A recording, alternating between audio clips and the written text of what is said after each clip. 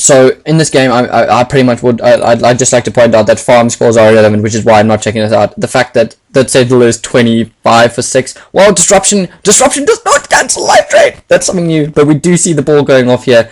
Show being popped, the ultimate being popped up. There's no way that Terrorblade can do anything against that combination. That's just simply too powerful, and they're gonna go down at the end here. Wisp didn't actually TP in there, but the balls of Wisp actually being a nightmare. I think Wisp with the Blink Dagger might be pretty cool. I don't know how that'll work. Or maybe a 4-star. A 4-star on Wisp will be pretty awesome. He is a strength hero, but like whatever, you know. Why buy strength items for a strength hero? I mean, he's got enough stats already, right? Good logic there. So if you're a strength hero, don't buy strength items because sick hook onto the Earthshaker here, but he does manage to pops off his ultimate just in time to cancel the Pudge's ultimate as well. Wisp going in here, but we are going to see an ultimate being now popped off here by Random, but he's going to go down. Like, that's the thing with Phoenix. If his team's not around, in this case the team weren't drawing any sort of fire, then they're just going to attack you and you're going to go down here. Venomancer going down as well. Whoa, cancel TP. Well played. I think what happens is he cancelled the TP. Vigos picking off a kill here, however, and they're definitely going to rack down onto this top tower here. So super good play by everyone. This is just an insane amount of team combination here. We have a mech going picked up again here. Pipe now being picked up or finished onto the Eridar. Pudge has now finished his Vanguard as well. So everyone is just super tank on the Sentinel team at the moment, having so much farm through creeps, through hero kills. I mean, the highest creep stats in the game are 68, and then everyone else is pretty much on 20, and in 16 minutes, well, Pudge Blind Hook not actually landing at that point. But in 16 minutes, the highest creep stat being 68, just a clear indication that creeps mean absolutely nothing in this game. Bugger all, nothing, zippo, zero. Like, the fact that your solo mid Phoenix has got boots and, I don't know, a soul ring against a Wisp, which is supposed to be the most useless, unfarmable hero in the game, has got his mana boots up now and a bottle and two braces. It's pretty indicatory of what's going on in this game so far. Something that's really interesting I'd like to discuss at the moment, though, is how significant these sort of hero picks is, and the reason why I love watching a couple of nations is because I think Scourge got sensing a rush attempt here, but dust being popped. One of the reasons why I watch the Cup of Nations is because what often happens in Dota, and you know, people have claimed that it's a fashion thing, that, you know, heroes get picked time and time again. Okay, TP in. Wow, TP in with Thrall is also insane. Beyond godlike on the Thrall. He has not picked up a point booster, so I don't know what he's going to go for next. Fisher going off by Earthshaker here. Vengeful Spirit is just going to die. Wow, Laser Eyes being popped. Look how cool Laser Eyes looks. It just looks cool. I just admire that. Like, I don't care if it's the most useless spell in the game. If it did no damage, I'd pick it as a spell too, just so I can roam around the map looking like a flipping, I don't know, just looking like a freaking cool hero. That's pretty much the only reason I'd choose it in the game anyway.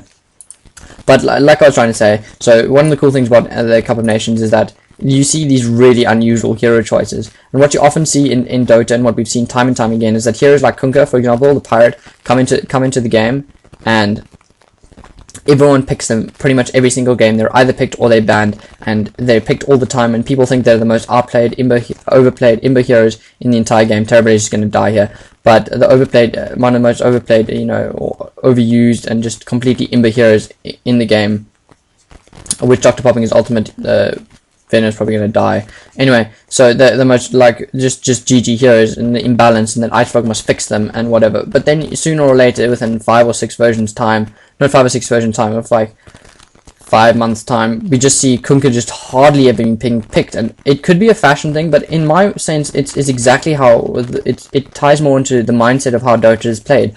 One of the biggest mindsets that you ever have in Dota is the element of the surprise, right? I mean, the fact that Sentinel picked this lineup of these really random heroes and combinations we've never seen before. The reason why it's so effective is not because it's a sick combo that can't be countered. The reason it's so effective is it's an element of surprise. We've never seen it before. It's one of the most insane things we've seen. It's like, how do you counter this? How do you pick it again if you've never seen it before? You can't counter it if you've never seen it before. Pipe being popped here. You can't counter it if you've never seen it before. And that's definitely one of the reasons why I think, Silence going off here, Venomancer is just going to die here, Venomancer is going to go down here. Pudgy, however, being laserized and life drained at the moment. Laserized being popped here. Is Phoenix going to pop his ulti? Phoenix going to pop your ulti. Phoenix pop your ulti. Phoenix pop your ulti. Phoenix pop your ulti. Phoenix pop your ulti. I don't think he has his ulti. Phoenix probably does not have his ulti. This mid tower is probably this bot tower is going to go down at the moment. So anyways, like I was trying to say, is if you never played it before, how do you know how to counter it? And that's what I think. I don't think it's so much of a fashion thing, as I think heroes just become less and less effective than beforehand. Yes, sure, if you play a Vengeful Spirit a million times in your life, it's a boring hero to play. You don't enjoy yourself as much, and that's one of the key reasons why people play Dota, is because people enjoy it. But I think a primary reason why heroes come in and out of fashion, in inverted commas, is because they lose their effectiveness. They lose that element of surprise that picking them originally had. When a hero is new in the game, no one's played it before, it has that element of surprise, just being laserized almost to death here, but he's not going to die. Ultimate is going to be popped here. Really good ultimate. Actually, ultimate and Earthshaker from that Phoenix is actually a sick combination. Vigos is just surviving everything with his hood. Stun going off here. Laser Eyes being popped again. Laser Eyes hasn't been actually too effectively landed in this game. I think it's very hard to land and time correctly, so he has to focus on that. But back to what I was saying. So someone like Pirate, for example, when you pick in the middle, Torrent and Boat, it was like, you never saw Boat coming, or never saw how Torrent was able to land, or you never saw how to juke Torrents, etc., etc. X marks the spot, for example. It's just the most insane skill in the game. People just didn't know how to counter it, and people were also picking teams around to fit in with that. Specifically, when new heroes come out into the game, like for example Kunkka, you don't put him into a team, right? You do more detailed discussion and strategy analysis of how to play him, because it's a new hero, so let's build a team, build a completely new team around that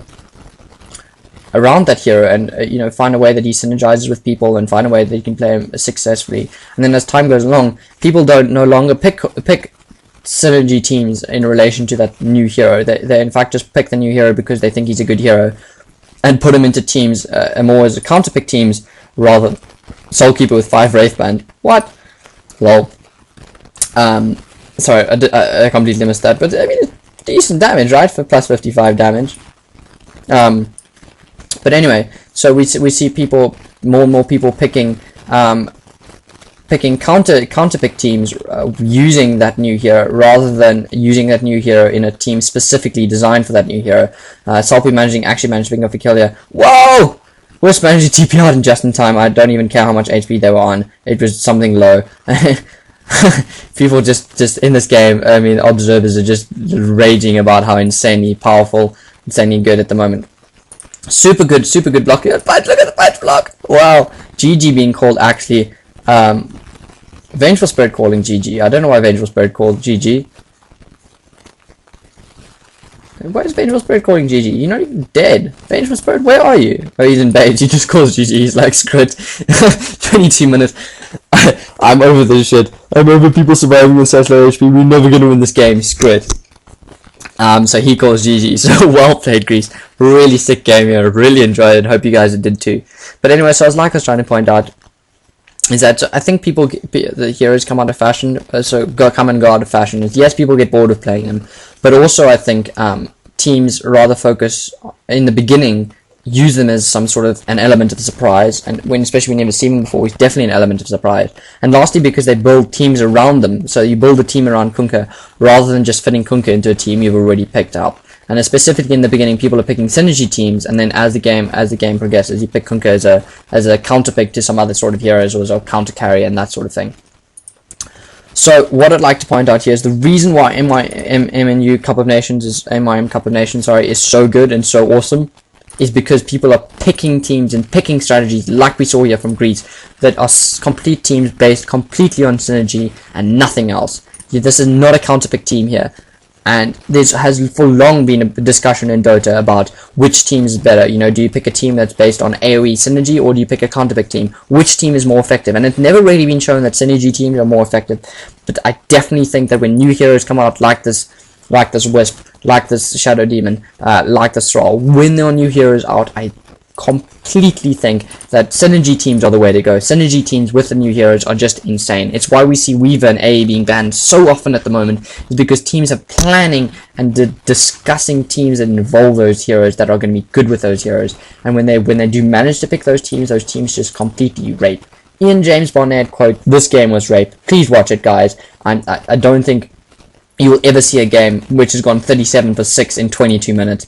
Yes, it's a bit of a stomp, but the way it was stomped is just so insane. People surviving on 12 HP on probably about 10 occasions. Just a sick game.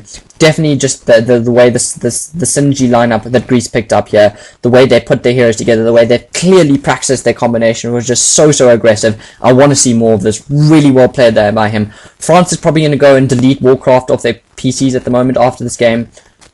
And to be honest, like, I wouldn't do that if I were you. Yes, you got owned, but it was just so beautifully owned. You got so stunningly destroyed by Greece that I think you should just remain as martyrs in the Dota community and say, I got pawned by Greece.